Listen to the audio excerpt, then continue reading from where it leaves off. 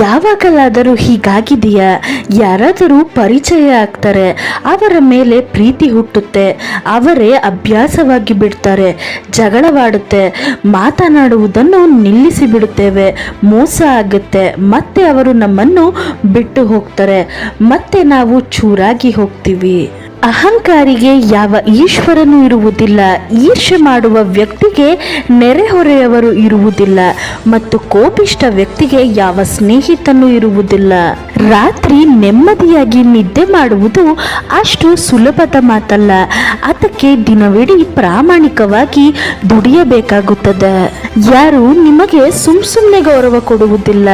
ಅದಕ್ಕಾಗಿ ನಿಮ್ಮನ್ನು ನೀವು ಹೇಗೆ ಯಶಸ್ವಿಗೊಳಿಸಿ ಎಂದರೆ ಜನರೇ ಸುಮ್ಮನೆ ಗೌರವ ಕೊಡಬೇಕು. ಯಾರ ಮೇಲೆ ತಪ್ಪು ತಿಳುವಳಿಕೆ ಇದೆಯೋ ಅವರೊಂದಿಗೆ ಮಾತನಾಡಿ. ಮೂರನೆಯವರ ಹತ್ತಿರ ಮಾತನಾಡಿದರೆ ಸಮಸ್ಯೆ ಇನ್ನೂ ಹೆಚ್ಚಾಗುತ್ತದೆ. ನಾವಿಲ್ಲದೆ ಇಲ್ಲಿ ಏನೂ ಬದಲಾಗುವುದಿಲ್ಲ. ಬಂದು 4 ಜನರು ಅಳುತ್ತಾರೆ, 4 ದಿನದ ಮಟ್ಟಿಗೆ ಅಷ್ಟೇ. ದ್ವೇಷಕ್ಕೆ ಅದರದೇ ಆದ ಯಾವ ಅಸ್ತಿತ್ವವೂ ಇಲ್ಲ. ಪ್ರೀತಿಯ ಗೈರು ಹಾಜರಾದಾಗ ಅದು ಆಗುವ ಪರಿಣಾಮವಾಗುತ್ತದೆ. ಬರೀ ಒಂದು ತಪ್ಪು ಸಾಕು ಜನ ನಿಮ್ಮನ್ನು ಎಷ್ಟು ಒಳ್ಳೆಯವರು ಎಂದು ಮರೆತು ಬಿಡಲು. ನಿಮ್ಮ ಸಮಯ ಕೆಟ್ಟದಾಗಿದ್ದರೆ ಜನ ನಿಮ್ಮ ಪ್ರತಿಭೆಯ ಮೇಲೆ ಸಂಶಯ ಪಡುತ್ತಾರೆ. ಉಸಿರು ನಿಂತರೆ ಅಷ್ಟೇ ಅದು ಸಾವು ಎನ್ನಿಸಿಕೊಳ್ಳುವುದಿಲ್ಲ. ಸರಿಯನ್ನು ಸರಿ ಮತ್ತು ತಪ್ಪನ್ನು ತಪ್ಪು ಎಂದು ಹೇಳಲು ಧೈರ್ಯ ಇಲ್ಲದವರು ಕೂಡ ಉಸಿರಿದ್ದು ಸತ್ತ ಹಾಗೆ. ತುಂಬ ಕೆಲಸ ಮಾಡುವುದರಿಂದ ಮನುಷ್ಯ ಯಶಸ್ವಿಯಾಗುವುದಿಲ್ಲ. ಸರಿಯಾದ ಕ್ರಮದಲ್ಲಿ ಕೆಲಸ ಮಾಡುವುದರಿಂದ ಯಶಸ್ವಿಯಾಗುತ್ತಾನೆ. ನಾವು ಯಾರೊಂದಿಗಾದರೂ ತುಂಬ ಸಮಯ ಕಳೆಯುತ್ತಿದ್ದರೆ ಅವರ ಅಭ್ಯಾಸವು ನಮ್ಮ ಅಭ್ಯಾಸವಾಗಿ ಬಿಡುತ್ತದೆ. ಆದ್ದರಿಂದ ತುಂಬ ಯೋಚನೆ ಮಾಡಿ ಜನರೊಂದಿಗೆ ಸಮಯ ಕಳೆಯಿರಿ. ಬೇರೆಯವರ ದುಃಖ ನೋಡಿ ನೀವು ದುಃಖಿಸುತ್ತಿದ್ದೀರಾ? ಹಾಗಾದರೆ ಆ ದೇವರು ನಿಮ್ಮನ್ನು ಮನುಷ್ಯನಾಗಿ ಹುಟ್ಟಿಸಿ ಯಾವ ತಪ್ಪನ್ನು ಮಾಡಿಲ್ಲ. ಯಾರು ಒಬ್ಬ ಒಳ್ಳೆಯ ವ್ಯಕ್ತಿಯ ಹೃದಯವನ್ನು ಹೊಡೆದು 3ನೇ ವ್ಯಕ್ತಿಯ ಹತ್ತಿರ ಸಂತೋಷ ಹುಡುಕುತ್ತಾರೋ ಅವರು ಖಂಡಿತವಾಗಿಯೂ ಮೋಸ ಹೋಗುತ್ತಾರೆ. ಬೇರೆಯವರಿಗೆ ಗೌರವ ಕೊಡಲು ಇಷ್ಟ ಇಲ್ಲ ಎಂದರೂ ಪರವಾಗಿಲ್ಲ, ಆದರೆ 4 ಜನರ ಮುಂದೆ ಅವಮಾನ ಮಾಡಬೇಡಿ. ಒಂದೊಂದು ಸಾರಿ ಈ ಸಂಬಂಧಗಳಿಂದ ಭಯವಾಗುತ್ತದೆ. ಜನ ಸ್ವಲ್ಪ ಕೊಟ್ಟು ಬಹಳಷ್ಟನ್ನು ತೆಗೆದುಕೊಂಡು ಹೋಗುತ್ತಾರೆ. ನಿಮ್ಮನ್ನು ಹೆಚ್ಚು ಪ್ರೀತಿಸುವ ವ್ಯಕ್ತಿ ಪ್ರತಿದಿನ ಯಾವುದೇ ಕಾರಣ ಇಲ್ಲದಿದ್ದರೂ ನಿಮ್ಮ ಜೊತೆ ಚಿಕ್ಕ ಚಿಕ್ಕ ವಿಷಯಗಳಿಗೂ ಜಗಳವಾಡುತ್ತಲೇ ಇರುತ್ತಾರೆ. ಜೀವನದಲ್ಲಿ ನಾವು ತಿಳಿದು ಮಾಡುವ ತಪ್ಪು ಏನು ಗೊತ್ತಾ? ನಾವು ಎಂದರೆ ಲೆಕ್ಕಕ್ಕೆ ಇಲ್ಲದವರನ್ನು ಲೆಕ್ಕವಿಲ್ಲದಷ್ಟು ಪ್ರೀತಿಸುವುದು. ಯಾವ ವ್ಯಕ್ತಿ ನಿಮ್ಮಿಂದ ಅದೆಷ್ಟೇ ಬೇಸರವಾದರೂ ಅದನ್ನು ಮನಸ್ಸಿನಲ್ಲಿ ಇಟ್ಟುಕೊಳ್ಳದೆ ಮತ್ತೆ ಮೊದಲಿನ ತರಹ ನಗುತ್ತಾ ಪ್ರೀತಿಯಿಂದ ಮಾತನಾಡುತ್ತಾರೋ ಅವರೇ ನಿಮ್ಮನ್ನು ಹೆಚ್ಚು ಇಷ್ಟಪಡುವ ವ್ಯಕ್ತಿ.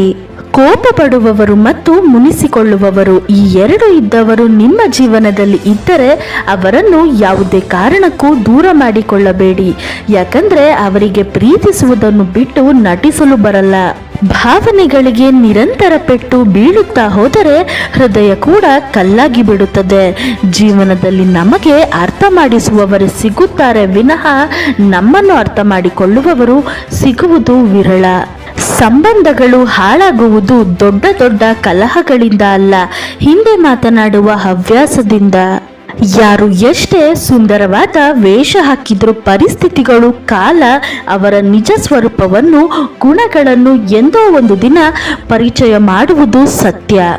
ಪ್ರೀತಿ ಎಂದರೆ ಒಂದು ಹೆಣ್ಣಿನ ಮೇಲೆ ಆಕರ್ಷಣೆಯಲ್ಲ, ಅವಳ ಸೌಂದರ್ಯ ನೋಡಿ ಉಕ್ಕಿ ಬರುವ ಭಾವನೆಗಳಲ್ಲ, ಅವಳ ಅಂತಸ್ತನ್ನು ನೋಡಿ ಅಳೆಯುವುದಲ್ಲ, ಅವಳ ಅಂಗಾಂಗಗಳನ್ನು ಪ್ರೀತಿಸುವುದಲ್ಲ. ಎಂಥದ್ದೇ ಕಷ್ಟವೇ ಇರಲಿ ಸುಖವೇ ಇರಲಿ ನಂಬಿದವಳನ್ನು ಅವಳ ಸೌಂದರ್ಯ ಮಾಸಿದರೂ, ಹಣ ಕರಗಿದರೂ, ವಯಸ್ಸು ಏರಿದರೂ ಅವಳನ್ನು ಕಣ್ಣ ರೆಪ್ಪೆಯಂತೆ ಕಾಪಾಡಿಕೊಳ್ಳುವುದೇ ನಿಜವಾದ ಪ್ರೀತಿ. ನೀವು ತುಂಬ ಪ್ರೀತಿಸುವವರು, ನೀವು ಬಯಸುವವರು ಮೊದಲಿನಂತೆ ನಿಮ್ಮೊಂದಿಗೆ ಮಾತನಾಡದೆ ಇದ್ದರೆ, ಮತ್ತೆ ಮತ್ತೆ ನಿಮ್ಮನ್ನು ನಿರ್ಲಕ್ಷಿಸುತ್ತಿದ್ದರೆ ನೀವು ಅವರಿಗೆ ಕಾಲ್ ಮತ್ತು ಮೆಸೇಜ್ಗಳನ್ನು ಕಳುಹಿಸಬೇಡಿ. ನಂತರ ಅವರು ತಮ್ಮ ಕಡೆಯಿಂದ ನಿಮ್ಮೊಂದಿಗೆ ಎಷ್ಟು ಮಾತನಾಡಲು ಪ್ರಯತ್ನಿಸುತ್ತಿದ್ದಾರೆ ಎಂದು ಗಮನಿಸಿ.